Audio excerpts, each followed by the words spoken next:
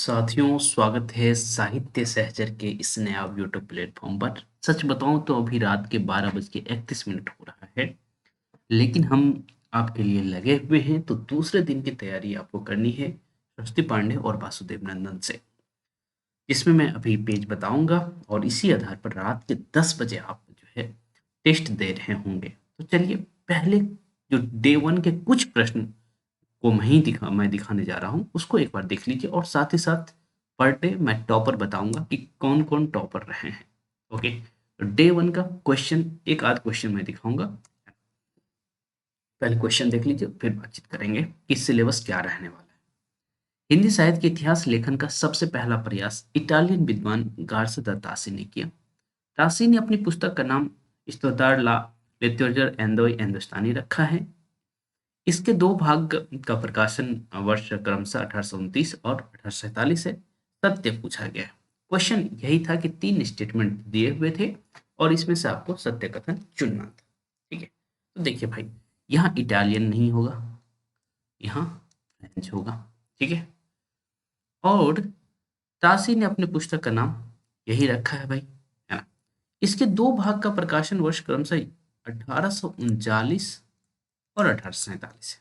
ठीक है, तो इसका मतलब ये हुआ कि केवल और केवल जो है दो सही था और मात्र 45% छात्रों ने इसे सही किया। तो आप समझ सकते हैं कि भाई, अब एक क्वेश्चन में आपको तीन तीन स्टेटमेंट प्रोसेस कर रहा हूँ, वो भी 45 सेकंड में। ठीक है, हालांकि अब मैं सोच रहा हूँ इस पर 1 मिनट दूंगा। जो नए छात्र हैं वो यदि जुड़ना चाहते हैं तो मात्र 101 में आप साहित्य सहचर ऐप पर जाकर के जुड़ सकते हैं इस टेस्ट सीरीज से। 45 दिन तक चलेगा।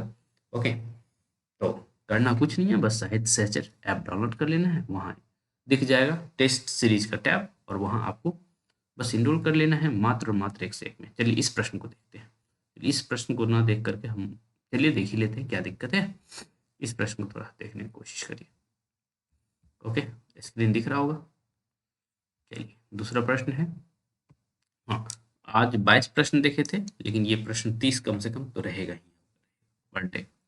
ताशी के इतिहास के विषय में सत्य कथन। इसकी भाषा फ्रेंच है, वह है। इसमें उर्दू कवियों की संख्या अधिक है। इसके प्रथम भाग का प्रकाशन वर्ष 1839 ईस्वी है। जो पीछे में हमने गलत किया था उसको जान से यहाँ सही करके दिया गया था, उपरोक्त में से एक से अधिक। तो यही देखिए, फ्रेंच उर्दू कवियों की संख्या वाकई अधिक है और 1839 उपरोक्त में से एक से अधिक हो जाता। चलिए, इस क्वेश्चन का उत्तर, मुश्किल था ये प्रश्न एक तरह से देखा जाए तो। देखिए क्या स्थिति थी। बस इसके बाद हम सिलेबस आपको बता देंगे, ज़्यादा परेशान नहीं करेंगे। ओके, असत्य पूछा गया था। निम्नलिखित में कितने असत्य हैं? कितने? ओके, तो ये मुझे लगता है कि अब तक का टफेस्ट पैटर्न है कि जो यूपीएससी ने इजाद किया है, और अब तक का टफेस्ट पैटर्न मैं इसे मानूंगा। ठीक है, तो इस प्रश्न का उत्तर क्या हो जाएगा? देखिए, ताशी ने प्रथम बार हिंदी भाषा में हिंदी साहित्य इतिहास लेखन के प्रयास किया। भाषा काव्य संग्रह का प्रकाशन वर्ष 1875 है और ताशी ने के पुस्तक का हिंदी अनुवाद किशोरी लाल गुप्ता ने किया। ठीक है, तो असत्य आपसे पूछा जा रहा था। ठीक है, ताशी ने प्रथम बार हिंदी भाषा में नहीं, ताशी ने नहीं, किसने किया? तो महेश दत्त शुक्ल ने। ठीक है, और यदि फ्रेंच में लिखा रहता तो फिर बात अलग होती। ओके, तो ये स्टेटमेंट गलत। भाषा काव्य संग्रह का प्रकाशन वर्ष 1873 और तासिक के पुस्तक का अनुसार अनुवाद जो है लक्ष्मी सागर वार्ष्णेय ने किया। तीनों का तीनों स्टेटमेंट गलत है और आपसे असत्य ही पूछा गया था कि कितने असत्य हैं, तो आप कहते 3 असत्य हैं। ठीक है, तो ऐसे प्रश्न बनाए जा रहे हैं आप लोगों के लिए। ठीक है, तो मैं कोशिश कर रहा हूँ कि भाई मुश्किल से मुश्किल प्रश्न मैं जो कर सकता हूँ, है ना, जितना टफ कर सकता हूँ उतना टफ करूँ। और आपका दिमाग अब तक जो है याद करने पर फोकस कर रहा था, अब अंडरस्टैंडिंग लेवल पर जब तक आपका सही नहीं रहेगा आपका अंडरस्टैंडिंग, तब तक आप सही ही नहीं कर पाएंगे। ओके, तो आप अपना अंडरस्टैंडिंग लेवल बढ़ाइए। तो चलिए सीधा हम टॉपर की तरफ चलते हैं। ओके, तो वंदना इस 22 प्रश्न में से 20 सही कर दी, है ना। तो इस लेवल के प्रश्न सही करना मुश्किल काम तो रहता है, पर इन्होंने किया है। फिर अंकिता 19 सही की है, रूबी 18 सही किया। इसके नीचे हम बातचीत नहीं करेंगे। ठीक है, कि इन्होंने क्या किया है। ठीक है? तो मैं चाहता हूँ कि आप हमेशा टॉप 3 में तो रहें, है ना? आपके नाम के आगे मेडल रहे।